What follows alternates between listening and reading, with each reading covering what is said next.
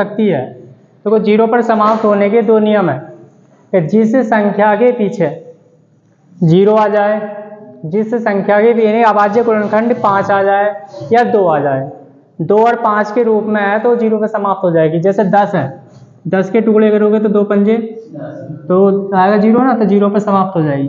जिस अभाज्य संख्या के यानी कि टुकड़े हमारे पास 2 और 5 के अलावा अन्य आए, 3 आए, 5 और 7 आए, 9 आए, 11 आ जाए, वो कभी भी 0 पर समाप्त नहीं हो सकते। अब जैसे मान लो 7 की पावर n लिख लो, 7 ना लिख लो, चलो 9 लिख लो। 9 के टुकड़े करोगे तो कितना, 3 तिया क्या 2 आया या 5 आया? जब ना तो 2 आया ना 5 आया तो ये कभी भी 0 पर समाप्त नहीं होने की। अब देखो देख लो, n 9 की पावर 1 रखो तो 9 ही कम, 9 की पावर 2 रखो तो 9 की गुणा 2 बार कर लो, 9 गुणा 2, 9 नाम क्या 0 आ रहा? कभी भी 0 नहीं आने का। अभी वह क्या संख्या, तो संख्या कितनी है, संख्या कितनी है 6 की पावर n, कभी 0 पर समाप्त हो जाएगी। तो 6 के टुकड़े कर लो, ये 6 बराबर कर लो 2 तिया और 3 ही कम 3, यहाँ पे 6 के टुकड़े आएंगे। क्या लिखे जाने, 6 बराबर आएगा 2 गुणा 3 गुणा 1, लेकिन 6 के अभाज्य गुणनखंड, 6 के अभाज्य गुणनखंड, अभाज्य गुणनखंड 2 व 3 है, 3 है के अलावा 5 नहीं है, के अलावा 5 नहीं है। इसीलिए यह संख्या कभी भी 0 पर समाप्त नहीं होगी, 0 पर समाप्त नहीं होगी। अब चेक कर लो, यहाँ पे n बराबर होते हैं 1 2 3 डॉट डॉट, यानी n प्राकृतिक संख्या। कैसी है n? प्राकृतिक संख्या, यानी प्राकृतिक संख्या। तो प्राकृतिक संख्या कहाँ से स्टार्ट होती है? 1 से। n है, यहाँ पे आ जाओ, यानी पहली संख्या कितनी है, यहाँ पे लिखो n बराबर 1 पर, n बराबर 1 पर, तो कितना हुआ 6 की पावर 1, तो 6 ही आ जाएगा। अब लिखो n बराबर 2 पर, तो संख्या कितनी हो जाएगी 6 की पावर 2, तो कितनी बार होगा 6 गुणा 6, 6 छंग 36। अब ये लिखो n बराबर 3 पर, n बराबर 3 पर, तो संख्या कितनी हो जाएगी हमारे पास 6 की पावर 3 बराबर 6 गुणा 6 गुणा 6, तो 216 आ जाएगा। क्या लास्ट में 0 आ रहा है ये बताओ? लास्ट में हमेशा 6 के में तो 6 ही आएगा। तो क्या बात आई कि इसलिए ये संख्या कभी भी 0 पर समाप्त नहीं हुई, बस केवल वही संख्या 0 पर समाप्त हुई जिसमें अभाज्य गुणनखंड 2 व 5 के रूप में आ जाए।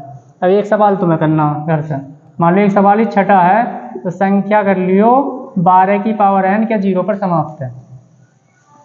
इतना नमा ये सवाल कर लो, अभी संख्या 12 की पावर n क्या 0 पर समाप्त है? क्या 0 पर समाप्त है? अभी वो सवाल तुम्हें लिखा है 0 पर समाप्त है, तो क्या 0 पर समाप्त है यो? बताओ नहीं, क्योंकि टुकड़े करोगे तो 4 3 12, 2 और 3 के रूप में आ रहे हैं, 5 नहीं आ रहा, 2 और 3 के रूप में आ रहे हैं, 5 नहीं आ रहा। अगर 5 आ जाता तो 0 पर समाप्त हो जाती। अगला सवाल है 10वां, एक साथ ही कर लो 10वां।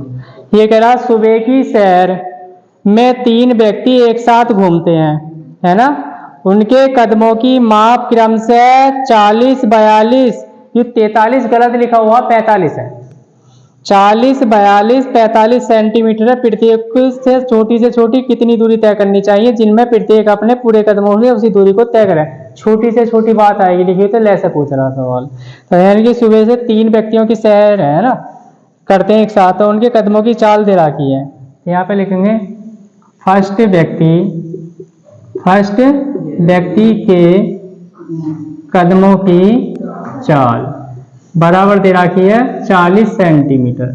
पहले की कितनी है 40 सेंटीमीटर, और दूसरे की कितनी है ऐसे लिख लो, है ना, दूसरे की कितनी है बराबर, दूसरे की है 42 सेंटीमीटर, और तीसरे की कितनी हो जाएगी, तीसरे की बराबर हो जाएगी 45 सेंटीमीटर, है ना। अब ये कह रहा छोटी से छोटी चाल, छोटी से छोटी दूरी के लिए, छोटी से छोटी दूरी के लिए क्या निकालेंगे इनका दूरी के लिए एलसीएम। एलसीएम बराबर 62। अब लैसे भाग विधि से करवा दूं, एक साथ ही आसान हो जाता है, इस विधि को सीख लोगे तुम।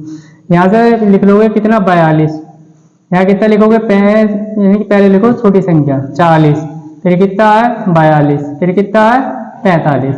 पहले काट लो इसे 2 से, भाग विधि सीख जाओ। यहाँ से 2 से काटो 40 को कितना 20, 42 21 बार 45 कटेंगे ना तो ऐसे ही उतार लो। फिर काट लो अब 5 से, 5 चौक 20 21 नहीं कटने का, 5 नाम 45। अब 3 से काट लो, 4 नहीं कटने का ना, 3 सत्ते और 3 तिया 9।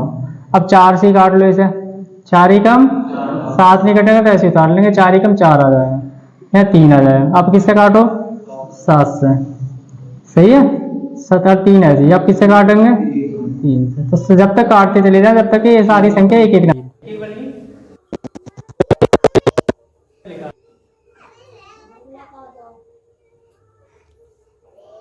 अब इनकी गुणा कर लो, 2 गुणा 5 गुणा 3 गुणा 4 गुणा 7 गुणा 3, 120 गुणा 21, 21 0 21, 21 दूनी 42 का 2 और 21 ही कम 21, 21 4 25, 2520 एलसीएम है इसका, 2520 एलसीएम। सवाल है, देखो सवाल को पढ़ लो। किसी खेल के मैदान के चारों ओर एक वृत्ताकार पथ है। इस मैदान को एक चक्कर लगाने में सानिया को 18 मिनट लगते हैं, जबकि इस मैदान के चक्कर लगाने में रवि को 12 मिनट लगते हैं। मान लीजिए कि वे दोनों एक ही स्थान और एक ही समय पर चलना प्रारंभ करें और एक ही दिशा में चलते तो कितने समय बाद पुनः प्रारंभिक स्थान पर मिलेंगे। अगर ऐसा सवाल आ जाता है कि पुनः प्रारंभिक स्थान पर मिलेंगे एक साथ और एक साथ चलना चले एक ही दिशा में, तो उनका हमेशा लैसे निकालेंगे। क्या निकालेंगे लैसे। और न्यूनतम संख्याओं के लिए भी लैसे निकाला जाता है, अधिकतम संख्याओं के लिए मैसे निकाला जाता है। न्यूनतम संख्याओं के लिए लैसे, न्यूनतम संख्याओं के लिए और अधिकतम संख्याओं के लिए मैसे, और समान माप के लिए भी जो है मैसे निकालेंगे। कई सवाल में आ जाए समान माप, तो वहाँ पे क्या निकालोगे मैसे निकालो। तो यहाँ पे लिखेंगे वृत्ताकार, वृत्ताकार मैदान का, वृत्ताकार मैदान का, मैदान का चक्कर, चक्कर लगाने में लगा समय, लगा समय बराबर कितने में सनी सोनिया को, मैं नाम नहीं लिखा है ना, यहाँ पे लिख लीजिए चलो। सोनिया को वृत्ताकार मैदान का चक्कर लगाने में लगा समय बराबर 18 मिनट में। कितने मिनट में सोनिया वृत्ताकार मैदान का चक्कर लगा रही थी 18 मिनट। जबकि रवि को वृत्ताकार, रवि को वृत्ताकार मैदान का चक्कर, मैदान का चक्कर लगाने में लगा समय, लगा समय बराबर कितना है 12 मिनट। कितना है 12 मिनट। यानी सानिया तो वृत्ताकार मैदान को, ही वृत्ताकार मैदान सानिया तो 18 मिनट में चक्कर लगाती है और रवि कितने में लगाता है 12 मिनट में, और एक ही दिशा में चलते हैं। फिर पुनः कब मिलेंगे, कितने समय बाद पुनः मिल जाएंगे। मान लो ये चक्कर लगा रही है, पुनः कब चक्कर लगेंगे, कितने समय बाद एक साथ मिलेंगे। तो पुनः एक साथ के लिए, एक साथ के लिए दोनों संख्याओं का, दोनों संख्याओं का एलसीएम निकालेंगे, एलसीएम निकालेंगे। तो बराबर कितने हैं 18 और 12 का क्या निकालना लैसे है, 18 12 का लैसे है। ठीक है, तो 18 को काट लो, 18 किससे कटेगा 2 से, 2 नाम 18, 3 तिया और 3 ही कम। अब 12 को काट लो, 2 छक्का 12, 2 तिया और 3 ही कम 3। सही है।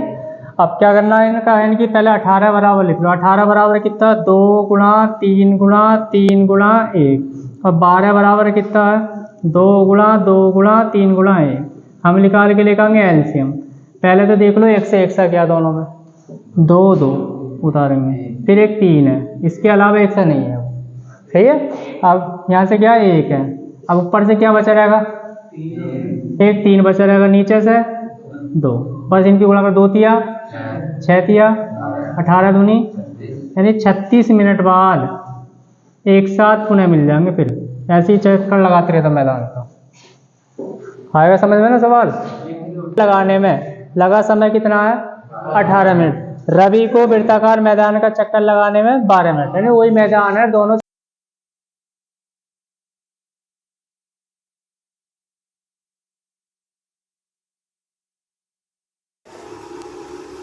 एचसीएफ 35 और 45 का 5 दिया हुआ है, और एलसीएम 35 और 45 का 63 गुणा ए दे रहा था, तो ए बराबर भाग ए का मान निकाल के लाना है। तो 35 को पहली संख्या मान लो, 45 को दूसरी संख्या। सूत्र पढ़ लेता हूँ मैं, पहली संख्या गुणा दूसरी संख्या बराबर में से गुणा ले से। पहली संख्या है 35,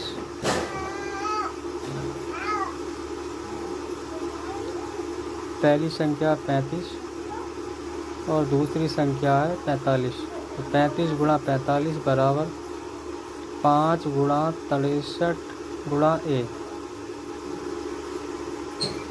ए का मान निकाल के लेंगे, तो 35 गुणा 45 के बटे में 5 गुणा 63 आ जाएगा। 5 सत्ते 35, 7 नाम 63, 9 पंजे 45, ए बराबर 5 आ जाएगा।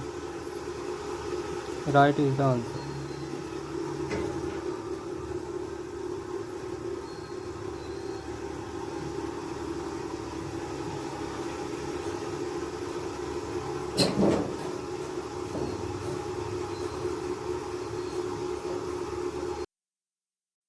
सवाल नंबर 12, एचसीएफ दे रखा 28 35 343 का बराबर 7। एलसीएम 28 गुणा 35 और 343 बराबर 8। 7 से काट दो सभी संख्याओं में। 7 चौक 28, 7 पंजे 35, 7 चौक 28, 7 नाम 63,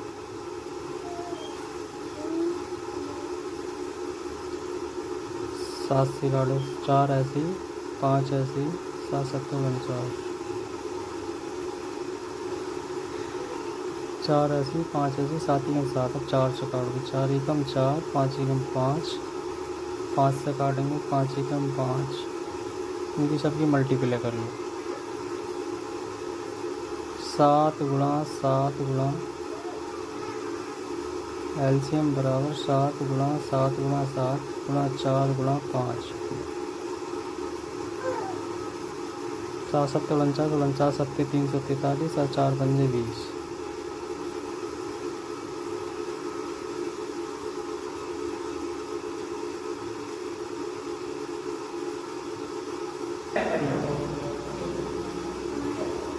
परिमेय संख्या नॉट इक्वल होती है अपरिमेय संख्या, अपरिमेय संख्या, सही है। अब चलेंगे परिमेय अपरिमेय। कल परिभाषा लिखवाई थी, परिमेय संख्या किसे कहते हैं, परिमेय संख्या के जिन संख्याओं को p बटे q के रूप में लिखा जा सकता है परिमेय संख्या कहलाती है, q का मान 0 नहीं होगा। और अपरिमेय संख्या कि जिन्हें p बटे q के रूप में नहीं लिखा जा सकता उन्हें अपरिमेय संख्या कहते हैं। जैसे √2, √3, √5, √7, √11 कैसे अपरिमेय संख्या है। कहने का मतलब है इनका प्रतिसाद करते चले जाओ तो प्रतिसाद रुकता नहीं है, ये अंकों की पुनरावृत्ति होती रहेगी और इसी परिमेय संख्या का प्रतिसाद रुक जाएगा, है ना। अब जो परिमेय संख्या क्या होती है, अपरिमेय संख्या के नॉट इक्वल होती, कभी भी बराबर नहीं आएगी परिमेय। किसी परिमेय संख्या में किसी देखो कुछ रूल है, तो परिमेय संख्या होती तो रूल को लिखवा दो। अपरिमेय संख्या है, अपरिमेय संख्या, और यहाँ पे लिखो किसी परिमेय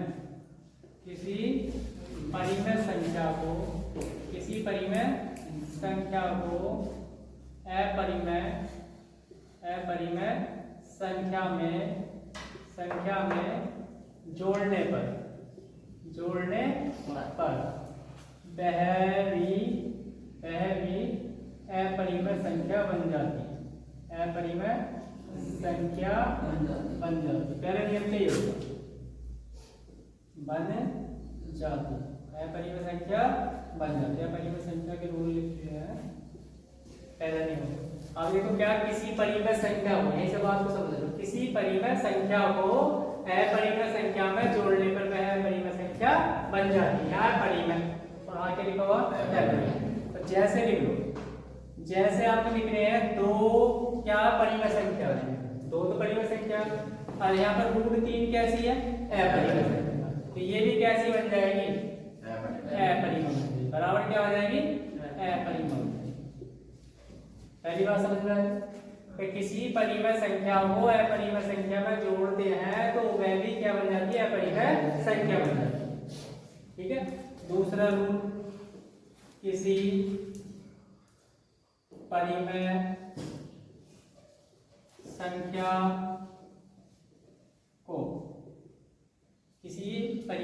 संख्या को अपरिमेय संख्या में घटाया जाता है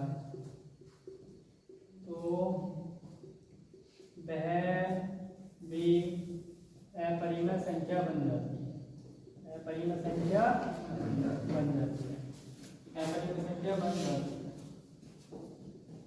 बन जाती है। जैसे दो में से √3 को हटा दो, या √3 में से 5 को घटा दो, या 2 घटा दो, है ना, 3 भी घटा दो, तो क्या होगी? क्या? अपरिमेय संख्या। कैसी है? अपरिमेय। अब तीसरा नियम है, किसी परिमेय संख्या की अपरिमेय संख्या में गुणा की जाए। गुणा करने पर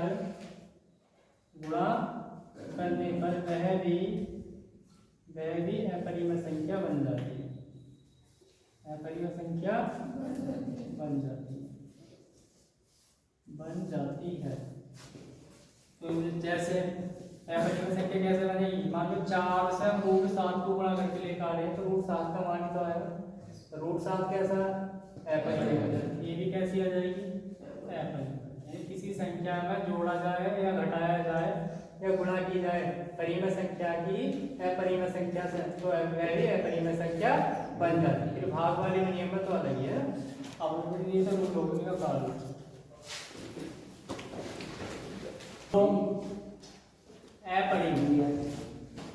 दो अपरिमेय संख्याओं की गुणा परिमेय या अपरिमेय हो सकती है, या तो परिमेय होगी या अपरिमेय होगी। देखो जैसे लिख लो, √2 है, √2 की गुणा √3 से कर दें तो कितना होगा? 2 दिया, √6 कैसा बन जाएगा? अपरिमेय। √6 कैसा हो जाएगा? अब हमारे पास √2 है और √2 है, तो √2 की 2 से करें तो 2 से कैसा बन जाएगा? परिमेय। ये कैसा बनेगा? परिमेय। ठीक है। तो यही कि चौथा नियम में दो परिमेय संख्या अपरिमेय संख्या ही दोनों, पहले एक परिमेय ले रहे हैं और एक अपरिमेय ले रहे हैं। आप दोनों अपरिमेय ले रहे हैं तो क्या बनेगा हमारे पास?